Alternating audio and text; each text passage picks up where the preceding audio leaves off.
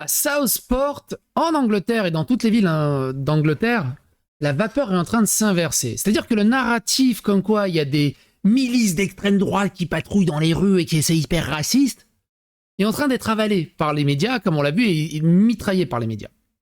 Du coup, des groupes antifascistes s'organisent pour marcher dans les rues, parce que tu vois, eux, ils ont le droit de marcher dans les rues avec des armes. Des milices musulmanes marchent dans la rue avec des armes pour affronter ces manifestants d'extrême droite. Raphaël Arnaud dit ouais, on va aller défoncer de l'antifascisme, on va aller défoncer des fascistes en Angleterre. Est-ce que c'est pas une ingérence de la politique étrangère, de la politique française dans un pays hors européen? Ils ont le droit de faire ça? Non, parce que normalement on dit ouais, la Russie elle ingère et tout. Là on a Raphaël Arnaud carrément qui ingère, mais bon, c'est pas grave. Ils ont le droit. Tout ça pour vous dire quoi? Et on va le voir au travers des news. Il n'y a pas eu de manifestation d'extrême droite, il n'y a pas eu de milices d'extrême droite qui sont arrivées. Du coup, les antifas et la milice musulmane se sont fait chier, donc elles ont fait quoi? Elles ont tout saccagé. Elles ont tout saccagé. Qu'est-ce qu'ont fait les journalistes? Quelle honte! Cette haine! C'est horrible! Non! Bah non, évidemment que non! Ils ont dit, oh là là, le mouvement social contre l'extrême droite a marché dans la rue, c'est tout.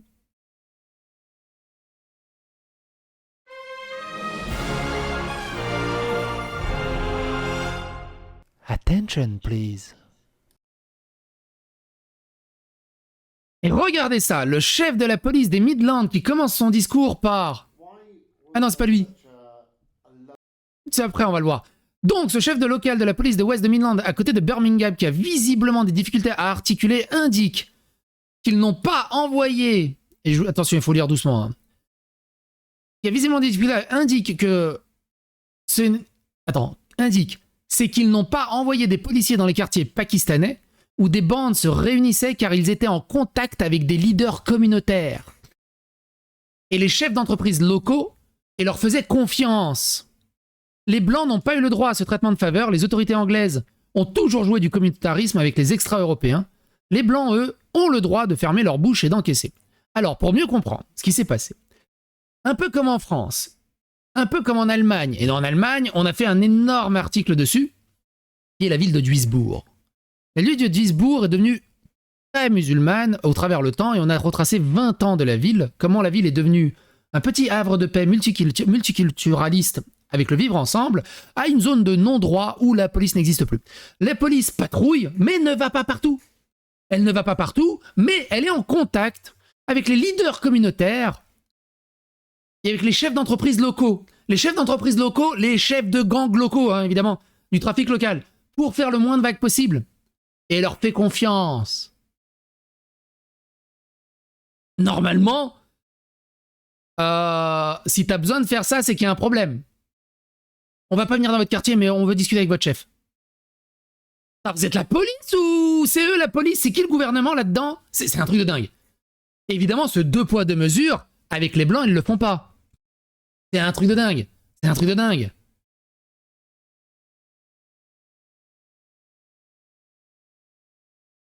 Il est sourcé l'article grec. Ah ben on va aller voir ça après. Dans l'article du point, ben on n'est pas passé. Sharia en Grande-Bretagne, la police a trouvé cette gamine de 13 ans, presque nue, ivre, craintive, qui était avec 7 hommes pakistanais. La police l'a mise en cellule pour ivresse, l'a inculpée et elle a été condamnée. Aucun des Pakistanais n'a été ni inquiété, ni poursuivi. Ça, on en a parlé aussi au détour d'une vidéo. On a parlé également de Telford, on a parlé de Rochdale. Tout ça, c'est des histoires vraies. Parce que la police avait expliqué... Non, pas Rochdale. Ah oui, mais j'ai pas mis dans le titre, je crois que j'ai mis 19 000, pardon. La police avait expliqué dans le cadre de Rochdale, qui concernait 18 000 enfants toilettés, qu'elle ne voulait pas spécialement s'en occuper parce qu'ils avaient peur que cela fasse le jeu de l'extrême droite et que ça stigmatise une communauté. Et donc, ils ont préféré fermer les yeux pendant des années. Il y a eu le cas de Rochdale, il y a eu le cas de Telford. Bref. C'est celui-là que je voulais vous montrer. Le chef de la police des Midlands commence son discours comme ça. Salam alaikum. Good morning, everyone. And thank you to the leaders and elders that have afforded me this opportunity to speak to you personally. Dans son message lié à la communication populaire contre l'immigration massive, le premier mot du chef de la police de Birmingham sont salam alaikum, soumission de Welbeck. Alors rien à voir, c'est en Allemagne, mais c'est rigolo. Insolite, le syndicat de police allemande propose d'offrir aux détenteurs de couteaux dangereux 1 an d'abonnement à Netflix s'ils les remettent. À votre avis, il cible quelle communauté? Et est-ce que c'est pas honteux de la part de la police que ça soit quasiment leur dernier recours? Encore plus drôle. Encore plus drôle. Le superintendant de la police d'Oldham, je crois que c'est près de Manchester si je dis pas de bêtises, bien entouré par des islamistes derrière, il commence aussi par un salam alaikum. Hello, salam alaikum. My name is Phil Hutchinson. Hello, salam alaikum. My name is Phil Hutchinson and I am the superintendent for Greater Manchester Police based in Oldham. Obviously echo everything that... On dirait une prise d'otage. Il parle sous la contrainte. 50 000 attaques au couteau. Des problèmes d'islamisme partout dans tout le pays. La police arrive avec des salam alaikum avec des islamistes derrière eux. C'est pas contre-productif dans le message qu'ils veulent apporter. C'est vraiment mettre du kérosène sur la table. Autriche. Concert de Taylor Swift, la police déjoue un projet d'attentat, un homme ayant prêté allégeance au groupe djihadiste État islamique, interpellé. BFM TV aussi a titré ça. J'ai dit à BFM TV, franchement, vous êtes scandaleux à faire le jeu de l'extrême droite, à dire que c'est un attentat islamiste.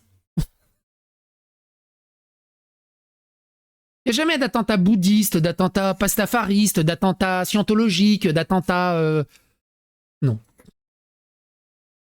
Nuit de terreur en Angleterre, les islamistes en roue libre avec l'aval des médias. C'est fou de se dire qu'ils sont autant protégés en Europe par nos dirigeants, alors qu'ils sont des sanguinaires barbares. Les tribunaux sont restés ouverts tout le week-end pour inculper les émeutiers. Je vous rappelle que les prisons ont été vidées, ils ont libéré des délinquants et des criminels pour faire de la place pour les émeutiers. En revanche, le procès du meurtrier des enfants de Southport, Axel Rodakubana, débutera en 2025. Là, il n'y a pas d'urgence. Là, il n'y a pas d'urgence, là. Il y a besoin d'un procès pour lui? Il y a vraiment besoin d'un procès? Pendant ce temps-là, la police britannique dans son œuvre. Voilà, lui, il a un procès équitable, où il peut sourire. On a vu des photos où il était mort de rire au procès. Et ceux qui s'indignent de ça, on lâche les chiens sur lui. Il lâche pas les chiens sur les musulmans qui ont des machettes et des couteaux, hein.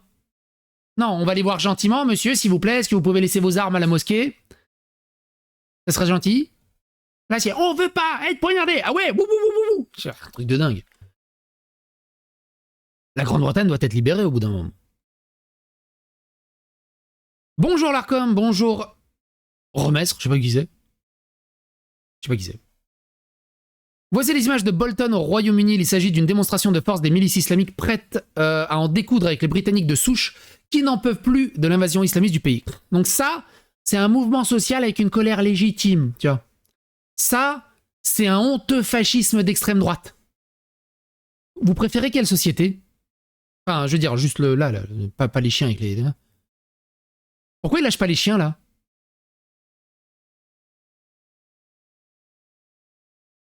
Mode Jeune Garde activé, le député LFI Raphaël Arnaud annonce se rendre à Londres pour soutenir ses camarades antifascistes. Est-ce que c'est pas une ingérence politique étrangère dans un pays?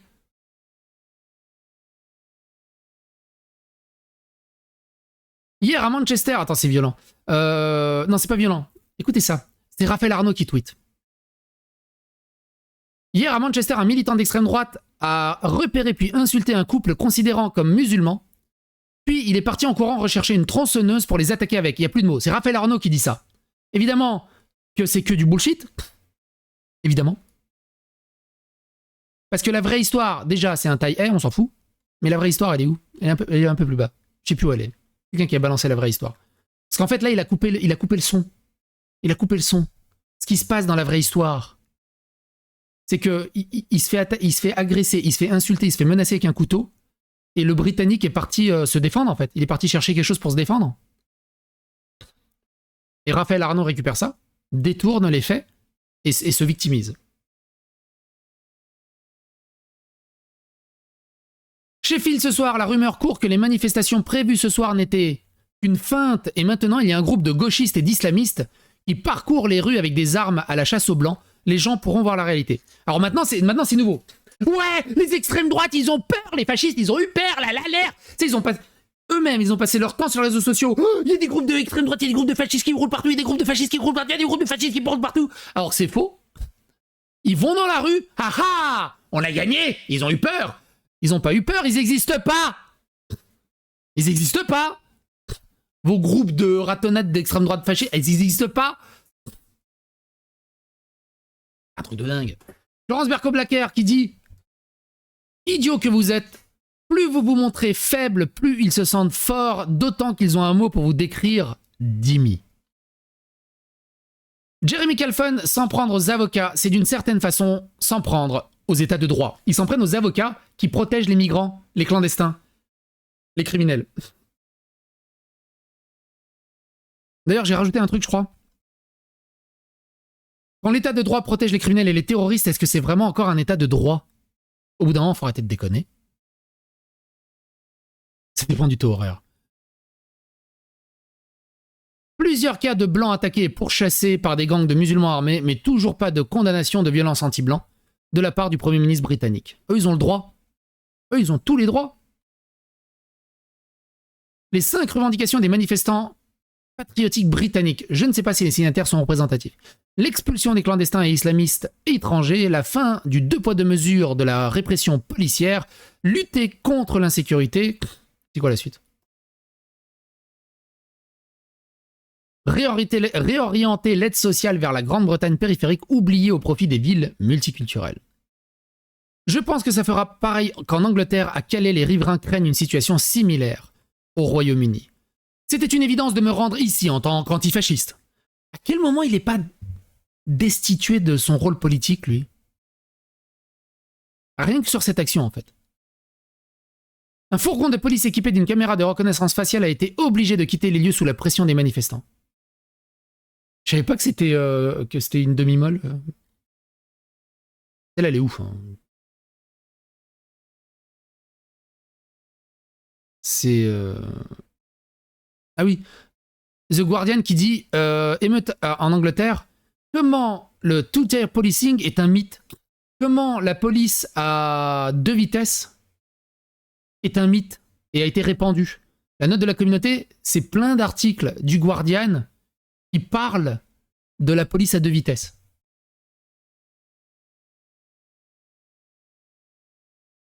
Ces journalistes sont juste honteux. Ce sont plus des journalistes. Des vrais journalistes, je crois qu'il en existe quasiment plus. Hein. C'est comme les journalistes de jeux vidéo, ça n'existe quasiment plus. Hein. Ce qui les intéresse, c'est juste le narratif. On les paye pour rapporter des faits orientés et ils font que ça, en fait. Et après, ils sont hypocrites. Des hypocrites de première. De nombreux véhicules blindés ont été mobilisés et les forces de l'ordre ont annoncé au mégaphone qu'elles recouraient aux balles réelles contre les manifestants. Alors ça a été débunké, ils ne recouraient pas aux balles réelles. J'imagine que c'est des balles en caoutchouc, des trucs comme ça. Bon. À part Tommy Robinson, classé à l'extrême droite, qui prend le risque de publier ce qui ressemble à une corruption prise d'otage de fonctionnaires de police sous bonne garde, ce policier de Manchester s'adresse à la communauté musulmane en l'assurant de sa protection. Il parle des communautés, mais tout le monde a compris comment les Britanniques peuvent-ils accepter cela.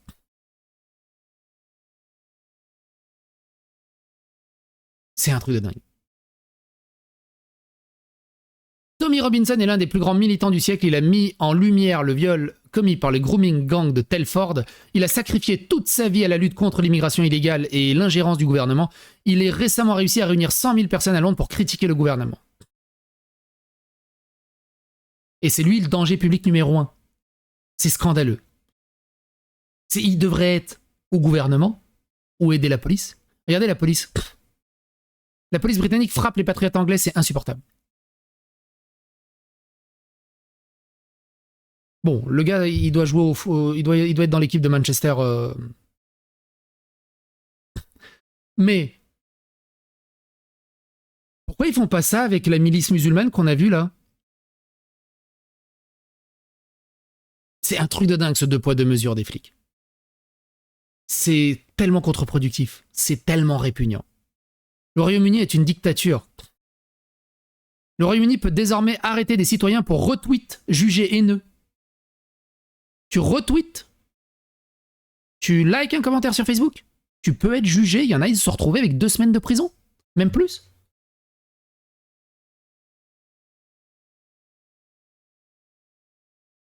Ce qui se passe en ce moment en Angleterre me rend malade. C'est un véritable supplice quasi diabolique que d'observer impuissants des peuples européens ayant tant apporté au monde être dorénavant tous dirigés par des gouvernements qui prennent systématiquement parti contre eux et au profit d'étrangers dont on recherche pourtant désespérément les grands mérites dans l'histoire et pour la société. Écosse, l'ancien Premier ministre écossais Hamza Youssouf envisage de quitter le pays en raison de l'islamophobie et du sentiment anti-migrant qui règne dans le pays. En Europe et dans l'Occident dans son ensemble, quel sentiment d'islamophobie les flics disent salam alaikum quand ils s'adressent à nous? Que de la gueule, de toute façon, il partira jamais. Une combattante antiraciste, il a vu d'œil trans, et dit elle a honte d'être blanche. Le gouvernement ce soir est inquiet, on annonce 100 manifestations. Des manifestants antiracistes sont rassemblés sur North End Road et ont attaqué les forces de l'ordre avec des bouteilles de verre puis ont saccagé les rues. Les forces de l'ordre ont déclaré par la suite qu'il s'agissait d'un simple mouvement social. Quand c'est des antiracistes ou des musulmans en colère, c'est un mouvement social, on comprend leur colère. Quand tu es en colère et que tu marches juste dans la rue sans rien faire, juste tu marches en disant « on veut plus être poignardé », là tu es un ultra extrême droite, tu mérites la prison. Ça n'a aucun sens. Voilà pourquoi il a été arrêté le mec.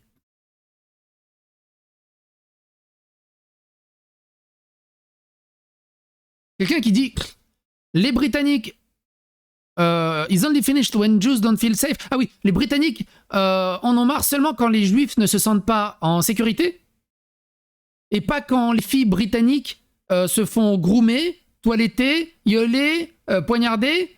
Là, non? Allô? Il rajoute aussi être un pays européen et avoir un Indien en Premier ministre, honnêtement, c'est inconcevable. Imaginez, on est en Chine et on vous présente ce type en Premier ministre. Ça ferait un scandale, non? En Chine? Non? Non? Non?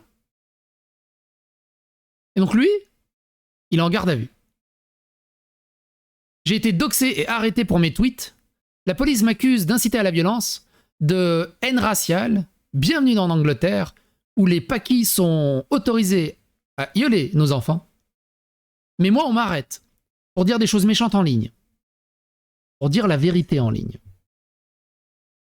On en est là. 1984. On en est là. Bref. Et c'est ce qu'ils veulent pour toute l'Europe. Hein. Thierry Breton veut ça. Il veut le contrôle absolu de X. C'est-à-dire qu'on ne puisse plus connaître la vérité et être informé par nous-mêmes. On ne peut que être informé par... Comme dans Good Morning Vietnam. Ils ont la note. Ils stabilotent ce qu'on a le droit de dire. Ils enlèvent ce qu'on n'a pas le droit de dire et ils te donnent la fiche aux journalistes. Moi, je suis journaliste. Je vais vous raconter la vérité. Ouais, c'est ça. Un truc de dingue. Un truc de dingue. Bref. N'hésitez pas à partager toutes ces histoires tant qu'on peut les partager. Parce que je pense qu'on est dans un combat qui est forcément perdant. C'est une question de temps. Donc partagez ça. Merci de soutenir la psychosphère à votre manière. Je compte sur vous et à bientôt.